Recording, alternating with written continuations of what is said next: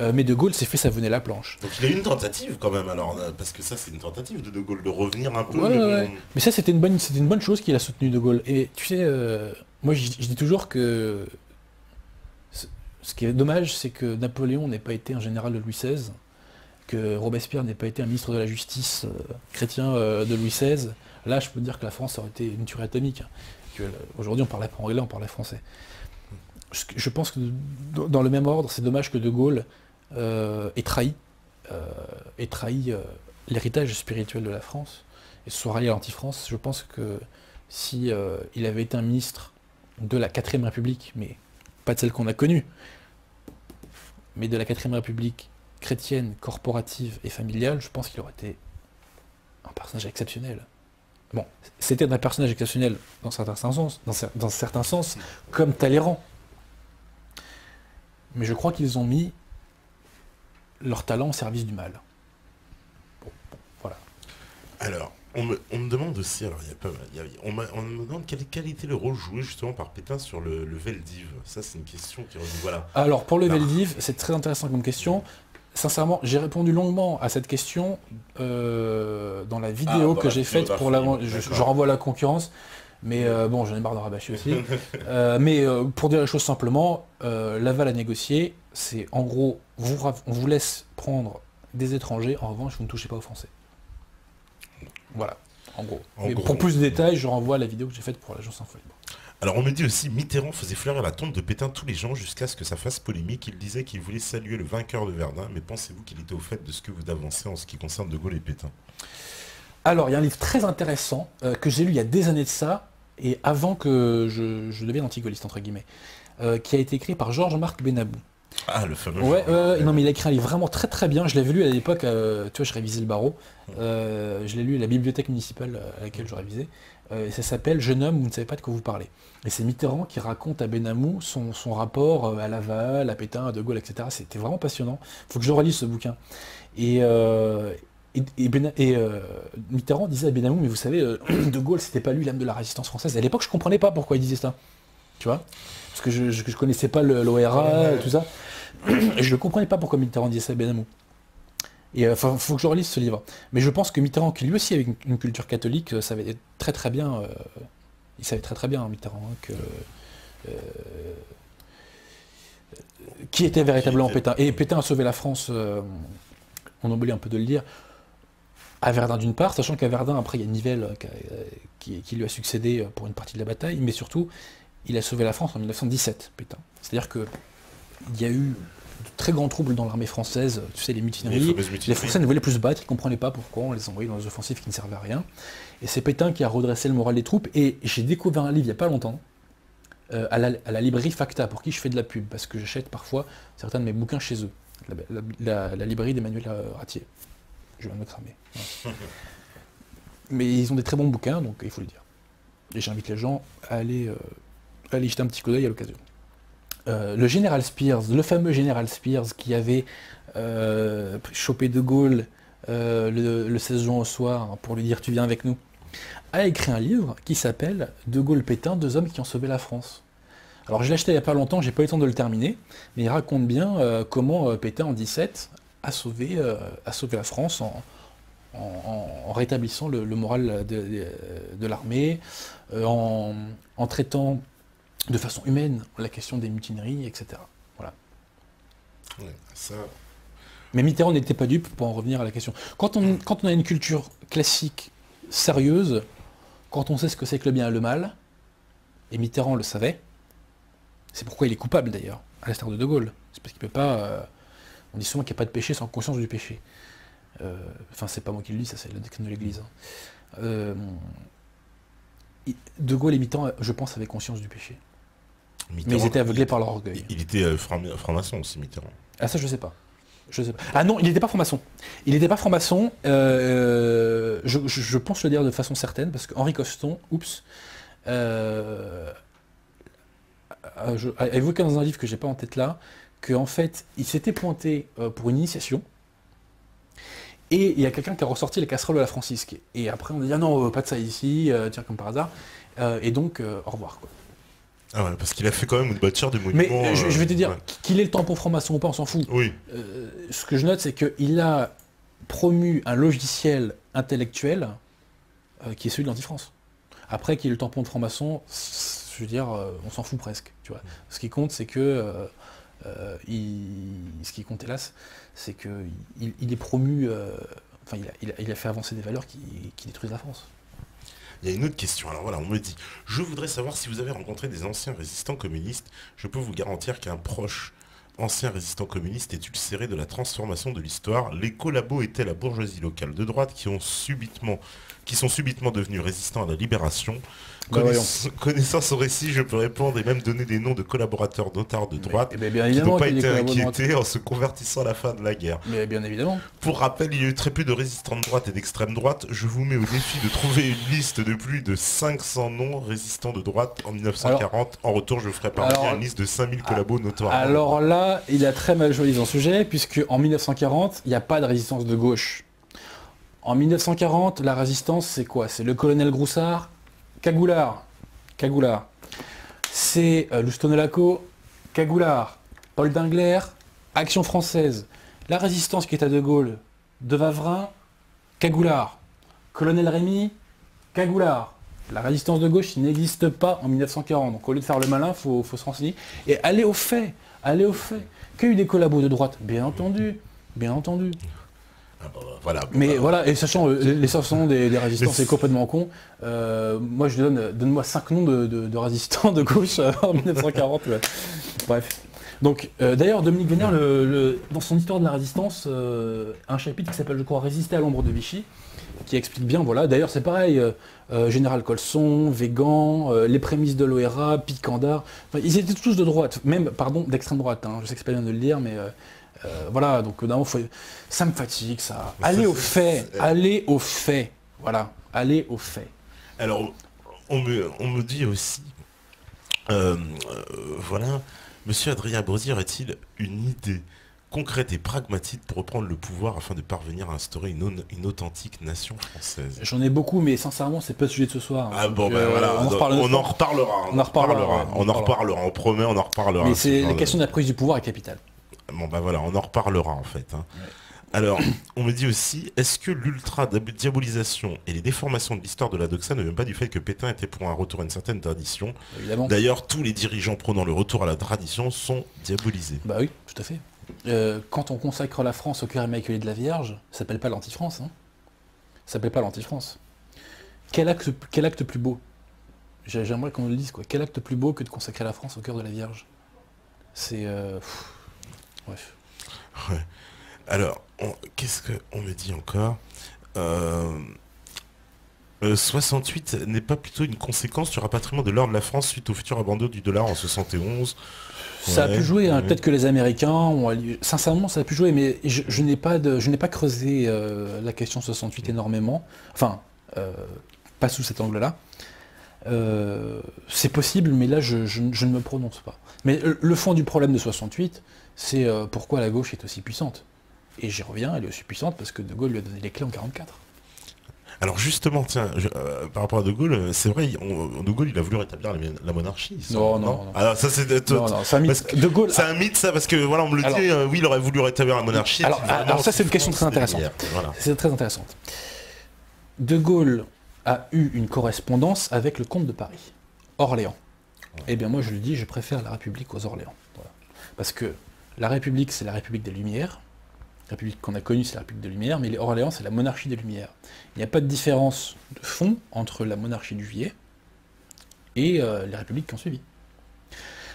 Et le régime que voulait faire Pétain était une république, mais l'esprit qui reposait sur l'héritage spirituel de la France était plus proche de la monarchie que la monarchie du Juillet, qui a le nom de monarchie, qui a un roi à sa tête, mais l'esprit philosophique qui l'anime était la philosophie des Lumières. Donc moi, je suis plus Philippe que Louis-Philippe. Donc, ça c'est intéressant, c'est vrai que De Gaulle on a souvent dit s'il avait rendu s'il avait remis un Orléans au pouvoir, ça aurait été une casserole de plus à son actif. Ouais, donc parce que ça aurait été dans la continuité, donc ouais, voilà, ouais. Ok, pas de vraie rupture. Alors On me dit pourquoi M. Abosi ne se pose-t-il pas la question de l'authenticité de ses biographies, de il tire sa relecture de l'histoire et rejette-t-il les travaux d'historiens basés sur des archives? Mais quels autres travaux, j'ai envie de Mais dire. déjà, les historiens que je cite, vous croyez qu'ils n'ont pas travaillé sur des archives? Ouais. Non mais franchement. Ça, mon cher fatigant. Géronimo, ouais, c'est pas une... Quand je cite, écoute, mon cher Géronimo, renseigne-toi. J'ai envie de te dire, je te cite les évangiles à nouveau, cherche et trouve. Cher Géronimo, tu cherches et tu trouves. Qui était Henri de Kérélis? Quel intérêt a-t-il à mentir? Pourquoi Bachler Stucky, ambassadeur, aurait intérêt à mentir? Est-ce que Dominique Vénère, qui a fait son travail sur la résistance, ment? Est-ce qu'il invente des faits? Est-ce que Robert Aron ment? Est-ce qu'il invente des faits? Est-ce que Paul Baudouin ment? Est-ce qu'il invente des faits? C'est comme ça qu'il faut raisonner. Et puis c'est des gens différents, on va pas dire qu'ils Est-ce appartiennent que tous au Raoul même moule. Hilberg ment? Est-ce qu'il a inventé des faits? Bref, franchement, c'est fatigant ce genre de questions. Ouais, En gros, toutes les sources qui viennent du système sont bonnes, par définition, et celles qui sortent de la doxa sont mauvaises, c'est fatigant, quoi. Moi, ce qui m'intéresse, c'est les faits. Vérifier si les faits que j'évoque sont vrais ou faux. Ouais. Point. La question de l'étiquette, je m'en tape. Les faits et rien que les faits. Alors, il y a une question intéressante de Max No. Il me dit Adrien, as-tu lu La guerre des trois fous de Bernard Fay, qui fut un proche collaborateur Bernard Fay, qui fut un proche collaborateur de Pétain. Très intéressant, ce fut lui qui fut en charge de récupérer les archives maçonniques. Oui, j'ai lu d'ailleurs son truc sur les archives maçonniques. Je dirais pas qu'il me l'a prêté. Je vais pas le compromettre. Mais j'ai lu son truc sur les archives maçonniques. C'est intéressant, mais c'est pas non plus méga excitant, quoi. Ceci étant, Bernard Fay, j'ai lu quelques bouquins de lui. Il a écrit un bouquin sur Louis XVI qui est vachement bien. Je recommande le Louis XVI de Bernard Fay. C'est écrit avec un style magnifique.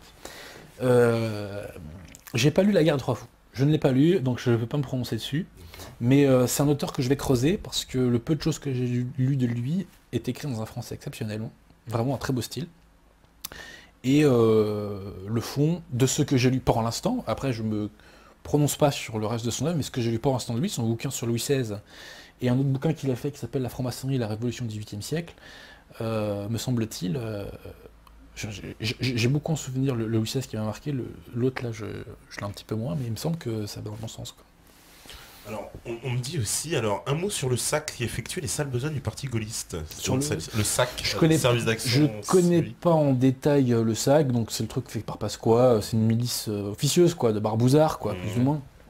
C'est un peu le principe de la milice, quand même, non? Non, quand même pas, faut pas exagérer. Encore que, quand on creuse, mais je vais te dire, là on sort de la période 40-44, j'ai pas autant creusé, mais il y a quelqu'un qui pourrait évoquer ça de façon peut-être un peu plus intéressante, c'est René Rionnier. J'invite les gens à lire son livre qui s'appelle Réquisitoire contre le mensonge, un bouquin anti-gaulliste. Et il a écrit aussi un autre bouquin qui s'appelle Offense au chef de l'État, puisque suite à son bouquin, il a eu des petits problèmes. Ouais. Mais j'aime bien ces mecs-là. Franchement, ils ont des blondes, quoi. Et, chapeau. Alors, qu'est-ce qu'on me dit encore pourrais-tu parler des JOFTA et que penses-tu du PPF, Parti populaire français, décrit comme collaborationniste? Alors, JOFTA, je vois pas ce que c'est. Alors, PPF, si je dis pas de bêtises, c'est le parti de Doriot. Si je dis pas de bêtises, parce que je confonds peut-être avec le parti de la Roque. En tout cas, le parti de Doriot était collaborationniste. Mais c'était ce qu'on appelle les collaborationnistes de Paris. Et Pétain et Laval n'avaient aucune influence sur eux. Et au contraire, ils crachaient beaucoup sur les gouvernements de l'époque. Sachant que Jean Tracou, dans son livre Le Maréchal Aulien, raconte l'entretien physique qu'il y a eu entre Doriot et Pétain. Et il raconte que Pétain, parce que Pétain était quelqu'un d'apparence froide, il cachait sa timidité derrière une froideur, mais en même temps, il avait des traits d'humour parfois assez glacial. Enfin, il était assez glacial, quoi. Pardon. Et il avait dit à Doriot, je vais vous faire fusiller ou je sais pas quoi, et Jean Tracou, qui était là, à côté de Pétain, raconte que Doriot perlait, voilà. Ou dit, non, j'aurais dû vous faire fusiller au Maroc, enfin, je sais plus, un truc comme ça. Mais en gros, coup de pression, quoi. Voilà. Alors, qu'est-ce que vous me dites ça encore Parce qu'il y a tellement de questions. Alors, quel est ton avis sur des auteurs comme Delassus, le Marquis de la Franquerie, Louis Hubert Rémy? Alors, Louis Hubert Rémy, je n'ai lu de lui que son bouquin sur Jeanne d'Arc, qui est capital, parce qu'il évoque la triple donation de Jeanne d'Arc. Je laisse les gens creuser cette question, c'est pas le sujet. Et puis je suis pas spécialiste de la question, et tu vois, quand je maîtrise pas un sujet, je préfère laisser, enfin, tu vois, je préfère ne pas y aller. La Franquerie, Delassus, pardon, Delassus, ouais. œuvre capitale. Pierre Hélard en parle mieux que moi. si vous le recevez dans les mois à venir. On va le recevoir, demandez-lui, vraiment, Monseigneur Delassus, Monseigneur Gaume, ça c'est des trucs qui lèvent le cerveau, quoi. Enfin, au bon sens du terme, qui remettent les idées bien droites, quoi. On parle pas mal de Delassus en ce moment dans ce que j'appelle la nouvelle opinion publique, c'est bien. Il faut aussi parler de Monseigneur Gaume. J'ai lu un bouquin de lui qui s'appelle Le Traité sur le Saint-Esprit. Je remercie la personne d'ailleurs qui me l'a donné, qui fait du bien, quoi. Qui fait vraiment du bien, qui remet les idées dans le bon sens. Ensuite, le Marquis de la Franquerie, capital, le Marquis de la Franquerie. Oui. Son livre La mission divine de la France vraiment touche au cœur de l'âme française. Même si je suis pas d'accord à 100% avec lui. Des fois, je pense qu'historiquement, il se plante un peu. Mais globalement, la Franquerie a compris la place que jouait le catholicisme dans l'âme française. Et son message, c'est que si la France n'est pas fidèle à la croix, elle se fait châtier. Et l'histoire va un peu dans ce sens-là, quand même. Hein. Moi, je dis toujours, comme je dis tout à l'heure, allez voir dans les transports en commun, voilà, quoi. Il y a une question, alors, aussi, qui est intéressante, quand même. On me dit... oui, est-ce qu'on pourrait porter un t-shirt du maréchal? Mais est-ce que c'est vrai, il est interdit de faire la concrètement? Déjà, j'ai envie de dire, quel est le rapport entre les crimes de guerre et la tête de Pétain? Parce que ça, c'est les réflexes, c'est ça qui est intéressant, c'est que la gauche rend bête. La gauche rend con. Pourquoi la gauche rend bête? La gauche nous incite à renoncer à la religion, mais la religiosité, si je peux m'exprimer ainsi, fait partie des êtres humains, on a ça en nous. Donc la gauche substitue à une religion des dogmes politiques. Et pourquoi on ne peut pas discuter avec les gens de gauche? Parce qu'on a face à nous des religieux, qui ont des réflexes de fanatiques religieux, et qui fonctionnent avec des réflexes pavloviens de religieux. Donc, tête de Pétain, crime de guerre. Mais quel rapport? Explique-moi. Il n'y a pas de rapport, c'est comme ça, et puis c'est tout. C'est un dogme. C'est un dogme qui est hissé au rang de religion, presque. Et c'est pourquoi moi, les gens de gauche m'emmerdent dans la vie de tous les jours, parce qu'on peut discuter de rien. Déjà, ils sont incultes très souvent. Très souvent, ils sont incultes. Pourquoi? Parce que comme ils se coupent du passé, ils ne peuvent pas s'en alimenter. Donc ils n'ont pas de culture classique. Bon, c'est très rare, ça peut exister, hein, bien sûr. Et je dis pas que les gens de droite sont tous des cerveaux, voilà, je veux bien se comprendre. Mais les gens de gauche m'emmerdent au quotidien, dans la vie de tous les jours, parce que ils sont incultes, très souvent, et parce qu'on peut discuter de rien. On a face à nous des religieux, des ayatollahs du politiquement correct, avec qui on ne peut parler de rien, et qui ont des réflexes pavloviens qui structurent leur cerveau, qui fait que, voilà, on a face à nous des ayatollahs, quoi. Ouais, parce que Pétain, c'est vrai que c'est cette image, Pétain, Hitler, on les met dans le même panier, hein, limite. C'est complètement débile. Voilà, j'ai vu, c'était Mélenchon qui disait sortir de l'euro, c'est maréchaliste. C'est un peu ça. Oui, je crois que son cerveau a dû sortir de sa tête, là. Je pense que Mélenchon est quelqu'un de cultivé et d'intelligent, et je crois que lui-même ne croit pas à toutes les conneries qu'il raconte. Voilà. Et on me dit, est-ce que c'est vrai est-ce que Louis-Ferdinand Céline est victime encore de nos jours du mensonge que vous dénoncez? Alors, je vais vous dire, Céline, je connais pas le dossier Céline très bien, donc j'ai pas envie de me lancer dessus. Ce que je peux dire, c'est un écrivain. Tout le monde trouve qu'il est génial. Peut-être l'est-il.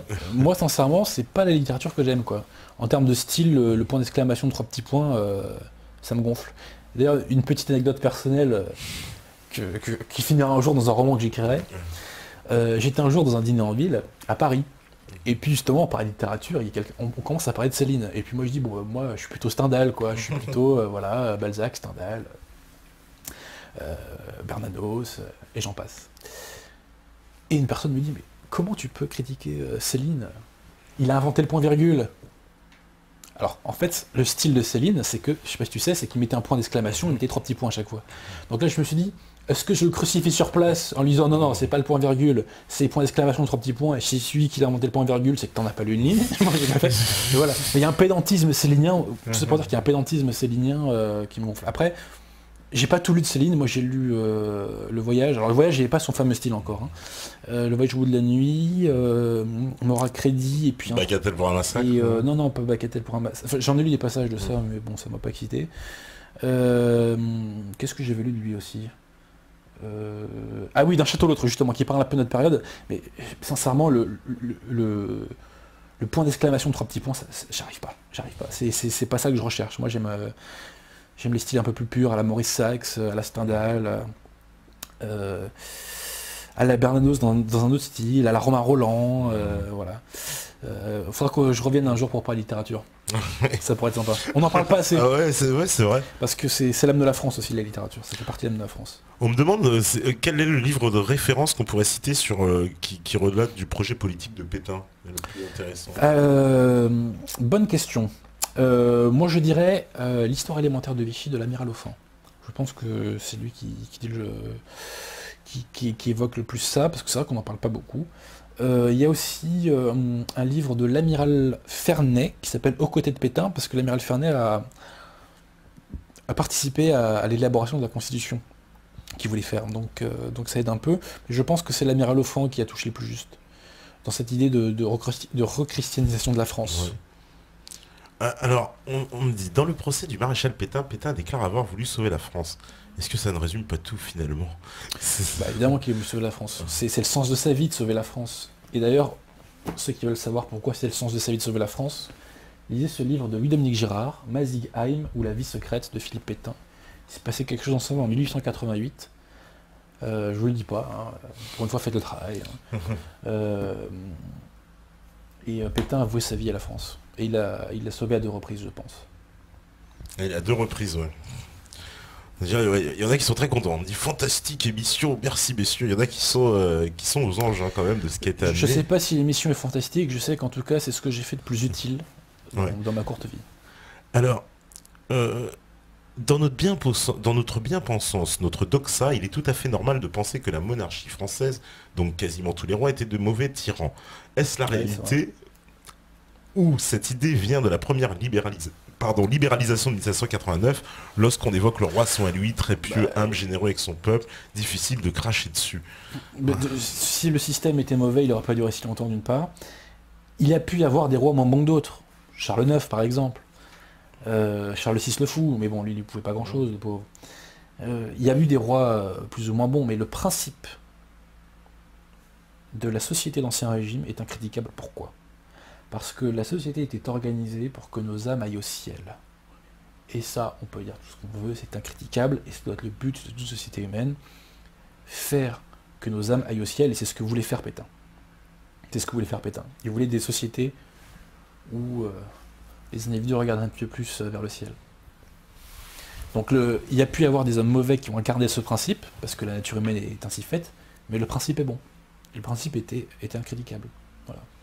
On me dit, c'est vrai, Maurras était-il le gourou de Pétain? Pourquoi a-t-il été jugé comme collabo alors qu'il était germanophobe? Alors, je n'ai pas lu le procès Maurras, donc j'ai pas envie de dire des bêtises. Pourquoi? Parce que l'épuration, il fallait tout liquider. Y compris à l'Académie française, par exemple. Donc, Pétain était germanophobe. Plus germanophobe tu meurs, hein, j'ai envie de dire même. Dès 1933, il a écrit des articles sur Hitler, comme quoi il fallait le buter, enfin, il y a vraiment des trucs extrêmement durs. Hein. Peut-être que si on l'avait un peu écouté sur ce point-là... Moi, Maurras, je ne connais pas très bien son œuvre. De l'Action française, je recommande surtout Jacques Bainville et Léon Daudet, qui est l'une des plus belles plumes, tiens, on parlait des écrivains, Léon Daudet est l'une des plus belles plumes du XXe siècle, et c'est poilant, et en même temps on apprend beaucoup de choses sur la classe politique de l'époque. Maurras, je connais pas vraiment, sincèrement, je connais pas de façon approfondie. Voilà. Après, moi, je bug sur Maurras sur un point précis, c'est rétablir les Orléans. Ça, non, faut pas déconner, quoi.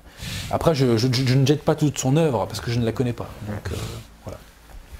Alors, qu'est-ce que vous me dites? Que pense Adrien du rôle de Jean Moulin dans la Résistance et son rapport à De Gaulle? C'est vrai ça, on a pas évoqué. Jean Moulin a voulu unifier la Résistance, il a voulu créer le CNR, il a voulu unifier les mouvements... Il était envoyé par De Gaulle pour ça? Oui, bien sûr. Ça, hein. Oui, parce que De Gaulle, en 1943, la Résistance s'est ralliée à De Gaulle en 1943 parce que les Anglais ont subordonné la fourniture d'armes au ralliement à De Gaulle. Exactement. Donc Jean Moulin a fédéré les mouvements de zone sud et de zone nord en un seul truc qui s'appellera le CNR. D'ailleurs, j'invite les gens à aller voir le nom des mouvements qui se sont ralliés au CNR, et je leur demande de chercher un mouvement qui a été initié à la base par le gaullisme. Ils n'en trouveront pas. En revanche, ils en trouveront un qui s'appelle l'OCM, l'Organisation Civile et Militaire, qui a pour origine le réseau Hector, qui a été financé par les services de renseignement de l'armée de l'air, qui eux-mêmes étaient financés par les fonds secrets donnés par Pétain. Le général Bergeret qui s'en occupait en parle mieux que moi. Sachant qu'à la tête de l'OCM, initialement, il y avait un facho, d'extrême droite, cagoulard, collabo, le général Hortho, qui était tellement collabo qu'il s'est fait déporter d'ailleurs en camp de concentration. Voilà, donc dans le CNR, il y avait 7 organisations, si je ne dis pas de bêtises, à la base. Il y avait l'OCM, ceux de la Libération, Libération Nord, ceux de la Résistance, Combat, Libération Sud, et les Francs-Tireurs, qui n'étaient pas les cocos. Je dois oublier des trucs ou je dois mettre tombé, mais en gros, j'invite les gens à aller voir le nom de ces organisations, et ils ne trouveront pas d'organisations résistantes qui ont été impulsées par De Gaulle. Et pour cause, il n'était pas là. Alors il y a une question, c'est vrai, qu'on nous a souvent posée, concernant le décret Crémieux. Pétain aboli et que De Gaulle a rétabli. Est-ce une raison de politique interne à la résistance ou était-ce pour avoir un soutien de puissants régions étrangers afin d'asseoir sa future prise de pouvoir? C'est vrai, on se pose la question. Je relis les trucs. Il abolit des Crémieux, ça ok. Oui, voilà, le décret Crémieux a été aboli par Pétain, puis rétabli par De Gaulle, et puis il se demande pourquoi De Gaulle il l'a rétabli. Alors, il y en a qui disent immédiatement pour remettre le statut des Juifs. Ce que je peux dire, c'est que sur l'abolition des décrets Crémieux, je pense que si les Allemands étaient partis et que Pétain était resté au pouvoir, il l'aurait plus ou moins rétabli, je pense. Rappelons-nous la circulaire de Darlan de réintroduction progressive des Juifs dans la vie nationale, dans la communauté nationale, pardon. Donc je pense qu'il aurait fait ça autrement, mais d'ailleurs, ce qu'il faut savoir, c'est que l'abolition du décret Crémieux a valu une très grande popularité, de Pétain auprès des Maghrébins. Ils aimaient beaucoup Pétain pour ça. Je sais pas pourquoi. Mais ce qui est vrai, c'est que le représentant des communautés juives d'Afrique du Nord, qui s'appelle Monsieur Alexandre,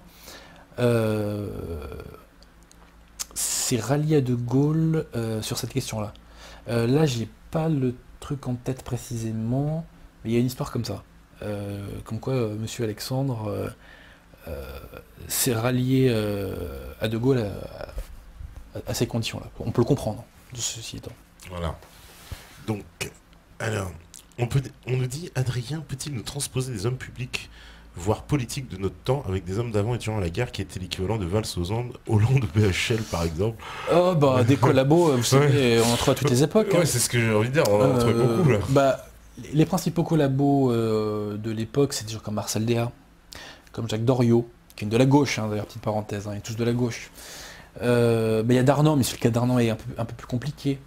Philippe Henriot, qui pourrait-on citer encore comme collabo, qui on pourrait citer comme pur collabo. Il y a Benoît Méchain, le ministre Jacques Benoît Méchain. Il y a Darquier de Pellepoix, aussi, le fameux Darquier de Pellepoix, qui était aux questions juives. Il y a aussi des journalistes, d'autres journalistes qui se sont mis plus ou moins consciemment au service de l'Allemagne. Je crois que je n'ai pas envie de dire de bêtises, d'accuser les gens gratuitement, mais je crois qu'il y avait un journal qui s'appelait Au Pilori. C'est dommage qu'ils aient souillé ce nom, parce que franchement, je trouve qu'il tape, le nom Au Pilori, ça peut être sympa quand même. Bref. Voilà, donc voilà quelques noms. Et comment dire, on me dit aussi, finalement, Pétain est moins aussi courageux que De Gaulle, puisqu'il est resté sur place défendre la France, alors que l'histoire l'a toujours traité comme un lâche. Parce que c'est vrai qu'on s'étonne, on se dit, il est quand même, s'est sacrifié un peu, Pétain. Mais je vais faire ricaner les gens. Il y a une petite dimension christique quand même. Même, je vais peut-être surprendre un petit peu chez Laval. À partir des années 43, il sait qu'il va se faire, milieu 43, il sent que ça va mal finir pour lui et qu'il va se faire plus ou moins buter. Mais il reste parce qu'il pense qu'il peut amortir le choc pour la France. Il y a une question aussi. Est-ce que tu confirmes? Parce que ça, c'est pareil, c'est quelque chose que justement les gens de gauche ont beaucoup de mal à admettre, mais c'est bien une chambre majoritairement de gauche qui donne les pleins pouvoirs. C'est la chambre du Front Populaire. C'est la chambre du Front Alors Populaire. après, il faut être intellectuellement honnête, c'est que il y avait quelques dizaines de députés qui à ce moment-là n'étaient pas là, parce qu'ils étaient sur le bateau le Massilia en Afrique du Nord. Et il y avait aussi quelques députés cocos qui avaient été invalidés. À cause du pacte germano-soviétique, n'est-ce pas monsieur de tout à l'heure de 40 là, le Parti communiste a été le premier parti collabo de France jusqu'en juin 41, donc les leçons là, ça suffit. Bref. Voilà. Donc c'est bien une chambre de gauche. C'est une chambre de gauche. Non, parce que c'est des petits détails qu'on oublie souvent. Bien sûr, c'est une chambre de gauche. Voilà. C'est une chambre de gauche. Voilà, on me demande, c'est vrai, qu'est-ce que tu penses de René Guénon, ouais. Je vois pas le rapport, Ouais, mais je pense que bon. c'est la gnose et qu'il faut le mettre à la poubelle. Même s'il est très intelligent et qu'on peut trouver quelques trucs justes. Monseigneur de Lassuie et Monseigneur Gaume, c'est beaucoup mieux. Et comment tu juges Robert Brasillac, fusillé à la Libération? Alors, je vais te dire, pour que je n'ai pas lu les articles qu'il a écrits à l'époque et qui lui ont voulu la mort. Donc je ne peux pas me prononcer dessus. Sur le Brasillac politique, je ne peux pas me prononcer. Peut-être qu'il le méritait vraiment, peut-être qu'il ne le méritait pas. Moi, je suis avocat, tu vois, et quand je connais pas un dossier, je ne me prononce pas. Maintenant, il y a le Brasillac écrivain. Sincèrement, le Brasillac écrivain, il a un très beau style. Alors après, ce qu'il a écrit, ça me gonfle un peu. Comme le temps passe, les 7 couleurs, ça m'a un peu gonflé. Par contre, il a écrit un roman que je trouve très bien, qui s'appelle La Conquérante, qui se passe au Maroc, et vraiment très bien. Mais Brasillac avait vraiment un très beau style, une très grande sensibilité dans son style. Et on peut parler de Robatet aussi. Ouais. Robatet, qui était, je pense, un sale bonhomme politiquement parlant, mais qui, en termes de talent littéraire, il a écrit un roman qui s'appelle Les Deux Étendards, 1200 pages, mais qui est sublime. En termes de style, en termes de profondeur. D'ailleurs, il l'a écrit quand il était au travaux forcés en partie. C'est un des plus grands romans français du XXe siècle. Et pour moi, c'est le dernier grand roman français. Alors une petite conclusion, puisqu'on arrive à la fin. Voilà, on me dit, une classe de 3400 élèves, chapeau bas quand même, oui, là, en fait, clairement, j'ai envie de dire, tu as soulevé un lièvre, là, quand même, sur cette affaire de Pétain. J'ai voulu mettre une petite balayette Ouais. à la Ve République, qui a fait tant de mal à la France. La Ve République, c'est l'ère du châtiment. Parce que moi, il y a des personnes, alors, des contradicteurs, je vais pas les citer pour pas encore les mettre plus mal à l'aise qu'ils pourraient l'être, mais qui me disaient, oui, Je mais vois pas du tout que tu parles.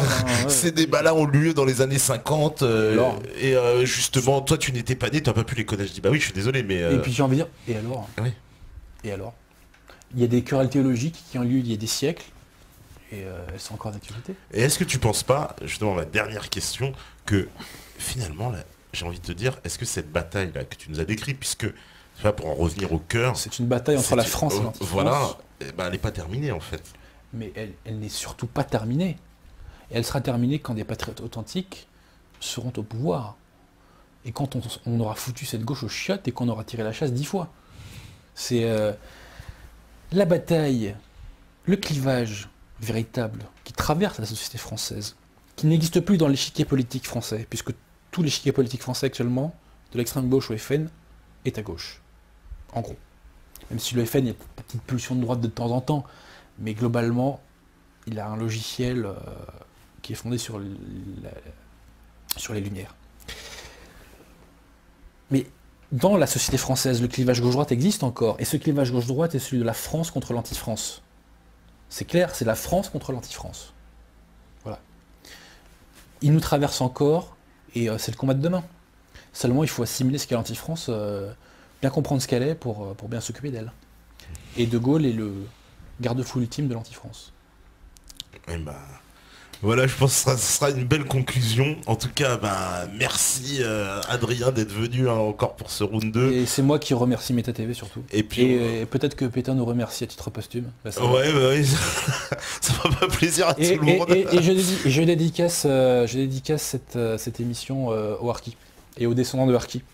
Parce que moi, il y a un truc qui m'insupporte, c'est que le terme de harki aujourd'hui est devenu péjoratif, mais moi, des gens qui ont défendu la France, qui se sont battus pour elle, même si ils n'étaient pas de ma religion, je leur crache pas à la gueule. Et eux, ils sont pas battus pour la France, pour le RSA. Ni pour les HLM. Et voilà. Au moins les choses sont dites. Donc petite dédicace. Big up pour Didier. Big up. Voilà. Ah putain, grosse dédicace. Non mais en tout cas, merci beaucoup d'être venu. Je pense que il y aura encore...